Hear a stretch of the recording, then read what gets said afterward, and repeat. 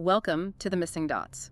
For months, large numbers of you have asked us for one thing: a detailed, eye-opening dialogue on same-sex acts, private desires, and intimate ethics, and what Islam actually says about them. Today we do exactly that. We will not shout slogans, we will not hide behind emotion. Instead, we will open the Quranic story of the people of Lut, examine the sharp differences classical scholars made between male and female acts, check the strength of the famous punishment reports, face the medical and psychological data of our time, and ask the hardest questions about fitra, orientation, marriage delay, and private coping. This is not a sermon. This is a forensic audit. Stay with us till the end. The missing dots are about to be connected. Thank you. It really is a heavy topic, but I'm glad we are finally doing this. Yeah, I am too. And to you listening, I'm so glad you could join us today. Pull up a spot with us. Imagine we are just, sitting together in a quiet mosque courtyard. The sun has just gone down after prayer. The air is finally cooling off, and it is just peaceful. We are completely free of all that shouting and the outrage you usually hear on the internet. It's a much-needed break from the noise, honestly. Absolutely. And sitting right here between us is this incredible stack of sources you sent over.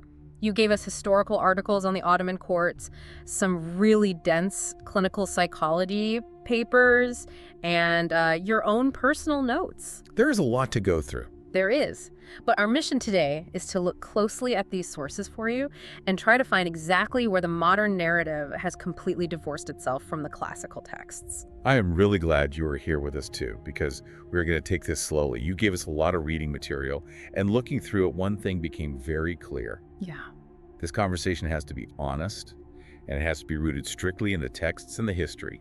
We are leaving all the modern cultural baggage, all the politics, right at the courtyard door. I mean, we really have to start with the story of Prophet Lut, because I noticed in your notes you mentioned how this is always used as a one-line argument. Right, also. Everyone asks a genuine question online, and someone else just, drops a reference to Sodom and walks away, as if that explains everything. Yeah, it shuts down the whole conversation. Exactly. But looking at the actual text you provided and the classical exegesis, the society that was destroyed, it was a lot more than just two people in a private room. It was entirely different from how it is portrayed today. When you look at the classical commentaries from scholars like Al-Tabari or Al-Razi or Ibn Kathir, they do not describe a quiet, private setting between consenting people. No, they really don't. Not at all. Yeah. They describe a society that was engaged in a massive systemic cluster of crimes. The Quranic narrative, specifically in chapters like Al-Araf, Hud, and Al-Ankabut, it points to an entire town that made violence and coercion their standard practice. Right, because the text talks about them committing highway robbery and engaging in public degradation in their assemblies. Yeah. Exactly. They were basically terrifying the whole region. Yes, and specifically, they utilized coercive violence. The Quran talks about the townspeople forming a literal mob, attempting to break down Lut's door to get to his guests. And the guests were angels in the form of young men. Right. Yeah. And you have to remember, in the ancient Near East, hospitality was sacred. It was everything. It was the absolute baseline of civilization. What this town was doing was an attempted, non-consensual gang rape, which they used as a weapon to dominate and humiliate strangers. Oh, wow. So it was about power. Pure power and degradation. Classical scholars use specific terms for this. They called it infitar or inquilab. What does that translate to? It translated to a total subversion of social order and hospitality. It was the flipping of human nature and societal safety. So if the Quran is explicitly describing a violent mob trying to assault guests and rob highways, how did later scholars apply this to two consenting adults in a private room today? That is the big question, isn't it? I was thinking about this while reading your notes, and it feels like comparing an armed bank robbery to, a private personal loan. They are completely different actions. That is a very thoughtful comparison. Yeah. And it is exactly the kind of question modern historians ask when they look at this text. So how did the classical scholars view the connection? Well, they absolutely recognize the mob violence as the immediate catalyst for the divine punishment. The coercion was the spark. Right. But they also maintain that the underlying act, the societal practice of approaching men over women, was still condemned in and of itself. Okay, I see. They saw it as abandoning the created, complementary order of humanity. So they separated the violence from the baseline act. Exactly. The violence and the coercion compounded the transgression and made it an unprecedented public evil. But the baseline departure from the intended design of marriage was still viewed by the jurists as a severe boundary crossing. So they didn't just ignore the baseline act just because the violence was the immediate cause for the town's destruction. Right.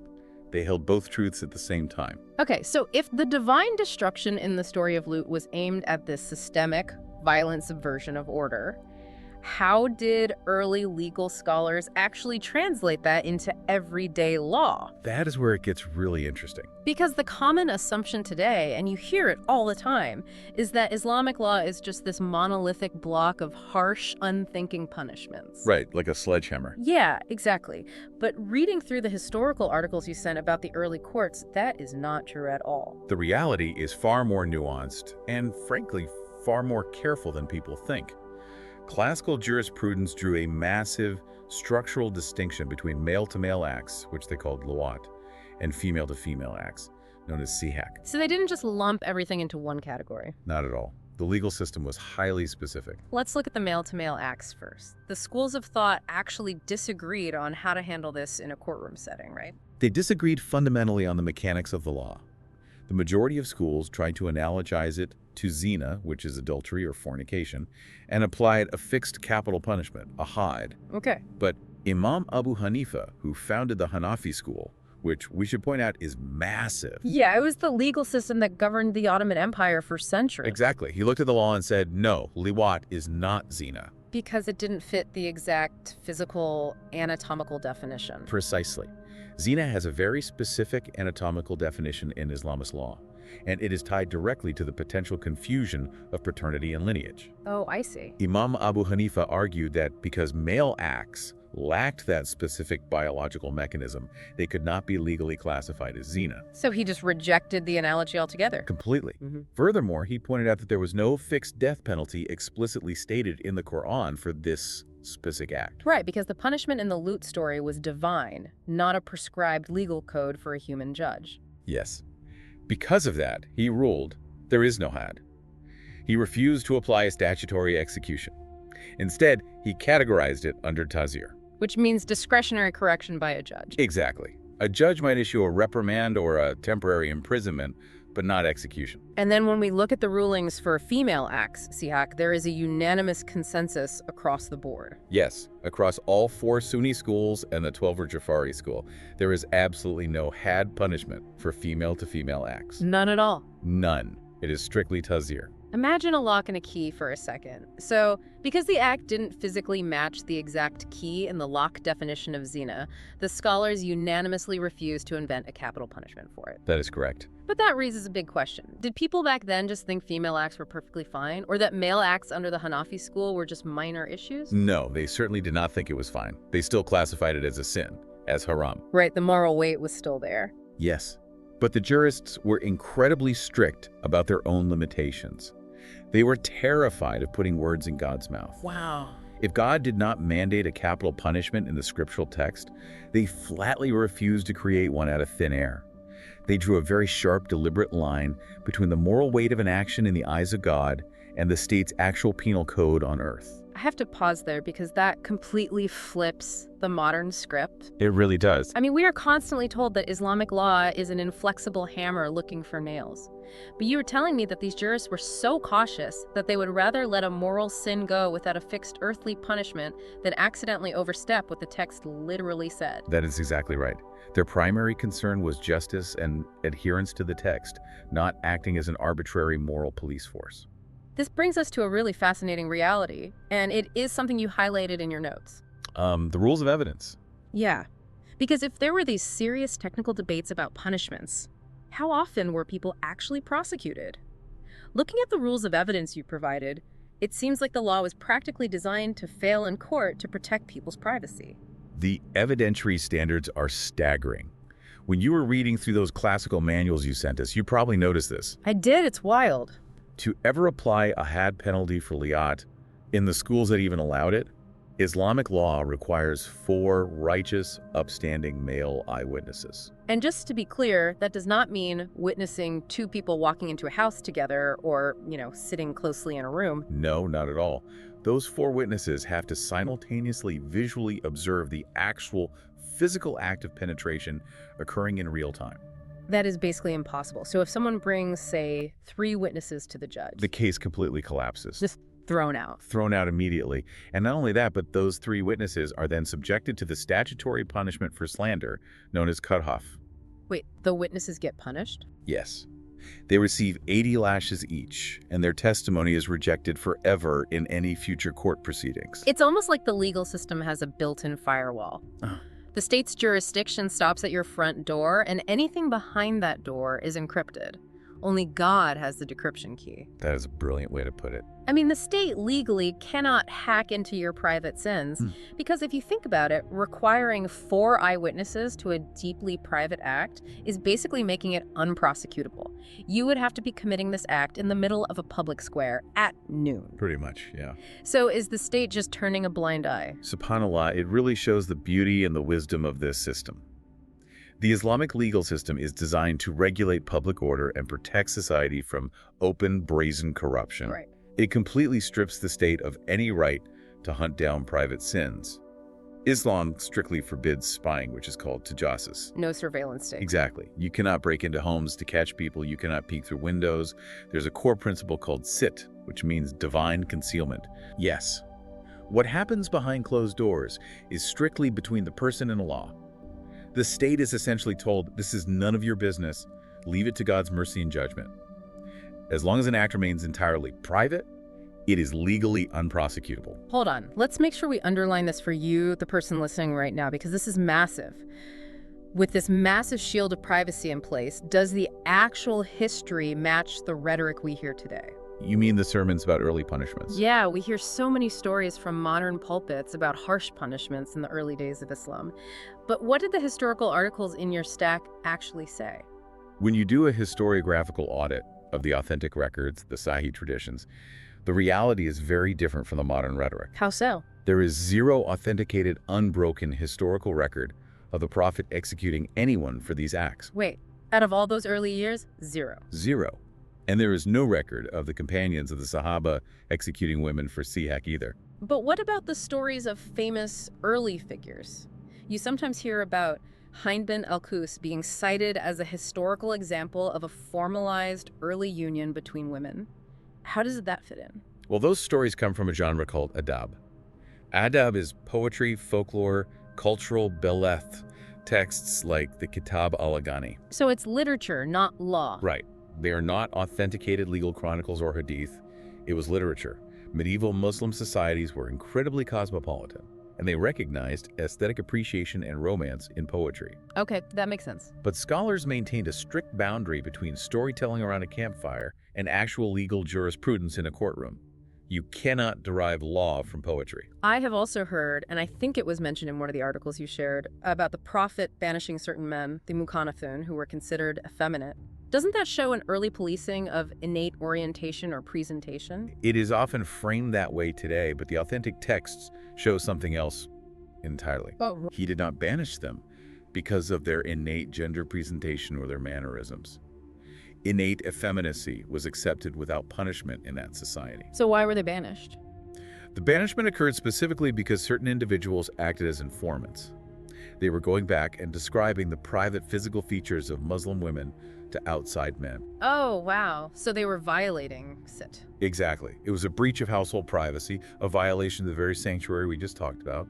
It was not a punishment for who they were naturally. Why is there such a massive gap between what the pulpit preaches today and what the actual historical record shows? I mean, why do so many modern speakers act as if the history is soaked in executions, if the authentic history is actually full of restraint and privacy? Modern cultural anxieties often cause people to flatten history. We are living in a time of intense culture wars, and people project our current social battles backward onto the past. Yeah, that happens a lot. Classical Islamic society was actually far more comfortable with nuance and with human complexity than a lot of modern movements are today. They did not feel the need to police every aspect of human existence the way modern surveillance states or puritanical movements do. That makes perfect sense. Now, I want to shift gears and look at the clinical psychology papers you sent us. Right, the APA and WHO data. Yeah, because if the history and the law are so focused on regulating the physical acts in public, What about the internal desire itself? Modern clinical science tells us this is biologically natural. Yes.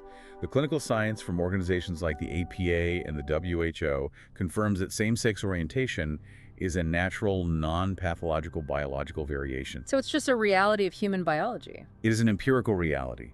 It is a fact of how human biology manifests in the world. So how does a Muslim reconcile that biological reality with the texts of their faith? Because that seems like a massive contradiction to a lot of people. Islam differentiates between two concepts of what is natural. This is vital philosophical distinction. There is empirical naturalism, which is wherever simply exists in nature, like biological variations or weather patterns or illnesses. Right. And then there is teleological naturalism, what classical scholars call fitra. Fitra meaning the intended design or purpose? Exactly. Fitra is the intended moral and functional blueprint for human elevation. In this specific context, it relates to the preservation of lineage, known as hifz al-nas. So the biology is real, but the feature is the moral direction. Yes. The biological reality exists, yes. But the moral blueprint asks humans to channel their actions in a specific way to preserve the family structure and lineage. Okay, I am following. But here is the most crucial point, and it is often missed by both sides of the modern debate. Internal attraction, the desire itself, known as male or hawa, is not a sin. It's not a sin at all. No. The Prophet explicitly stated that Allah forgives whatever crosses a person's mind, as long as they do not act upon it physically. I was thinking about an analogy for this based on what you just said. It is like if a tree grows with a bent trunk because of the prevailing winds in that area. Yeah. That is empirically natural for that tree. It is how it grew based on its environment and biology. Right. But the fitra, the intended design of a tree, is to grow upright toward the sun. So the attraction itself isn't a moral flaw or a sin, it is just a reality of that person's biology. That is a beautiful analogy. But I have to ask, asking someone to live without romantic fulfillment for their whole life, to suppress that biological reality, isn't that an incredibly heavy burden? It seems almost impossible. It is an immense burden, there's no denying that. And Islamic theology validates that pain entirely. It does. Yes, it recognizes that experiencing this attraction without acting on it is a profound, grueling spiritual trial. It is called an ibtila. An ibtila? Yes. An individual who restrains physical actions out of devotion to God is not seen as defective or broken. Quite the opposite. How are they seen? They are categorized as engaging in a highly rewarded form of jihad al-nafs, the struggle of the soul. You see, the Islamic worldview does not view this temporary world as a paradise of complete fulfillment. Right, it's a test. It is a testing ground. Everyone has a different test. And unique, severe struggles are met with immense eternal compensation. The pain is seen, and it is valued. Understanding that spiritual reward is one thing, but living it day to day, I mean, that is something else entirely. Especially today. I am looking at the notes you wrote about the modern youth crisis. The isolation is heartbreaking. It really is. Marriage is delayed into people's late 20s or 30s because of severe economic and social barriers. People can't afford homes. Young people are incredibly isolated. It is an epidemic of loneliness. It is. Youth psychology shows us how vital emotional connection is to human survival. And Islam recognizes this. What did the classical scholars say about that? Deep, non-sexual emotional bonds. What classical scholars called al-hub fila, which means brotherly or sisterly love for the sake of God, are historically encouraged. So companionship is pushed. Heavily. You see incredible stories of profound companionship in Islamic history. These bonds are vital, provided the physical boundaries are kept. People need people. But what happens when those socioeconomic barriers to marriage are genuinely impossible to overcome? The frustration builds, the loneliness is crushing, and, people are human. What did the classical jurists say about the reality of human weakness? This is where classical jurisprudence is surprisingly pragmatic and deeply empathetic. Really? Yes.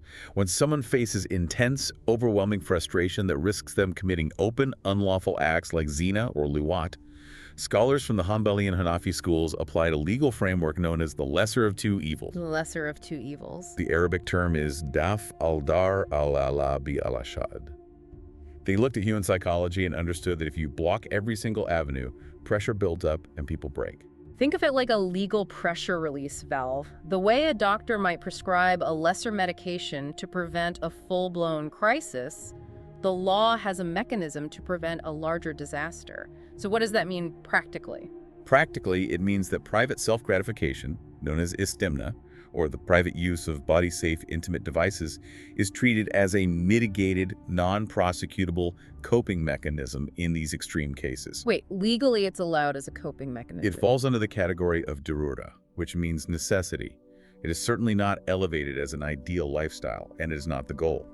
But legally, it is a private harm reduction tool used to prevent a far more severe moral and legal transgression. I am just sitting here taking this in because that is a profound level of understanding. So what you're saying is the classical scholars were essentially practicing modern harm reduction. In a way, yes. They were realistic about human nature. Why do we hear so much religious shaming about private struggles today when classical jurists were so understanding of human weakness, of death? It goes back to how modern Puritanism has replaced classical pastoral care. Right. Today, many religious leaders shame these private struggles as if they instantly strip a person of their faith. They use a megaphone to broadcast shame. And that just isolates people more. Exactly. When they do that, they push young people into despair. The youth feel broken, they feel unlovable by God, so they leave the faith entirely. Which is the worst possible outcome. It is. But recognizing these private behaviors through the lens of classical harm reduction does something beautiful. It keeps the door of repentance, of tawbah, wide open. So they don't lose hope. Right. It tells the person, you are struggling, but you are still a believer. It allows a person to preserve their relationship with Allah, even while they struggle privately. That is a profound shift in perspective, especially when you look at all the sources we went through today. Classical Islamic law was far more concerned with protecting your dignity, your privacy, and your faith than it was with policing your internal struggles or hunting down what happens behind your closed doors. Absolutely. The system was built for divine compassion, not human surveillance. Take a moment and just sit with that thought today. It is a lot to think about. To rebuild your mental peace and legacy today, give charity, sponsor a student, and plant a tree. May Allah grant us success. Don't forget to pre-aware. Come on, let's go. Don't forget to follow this channel, The Missing Dots. Thank you.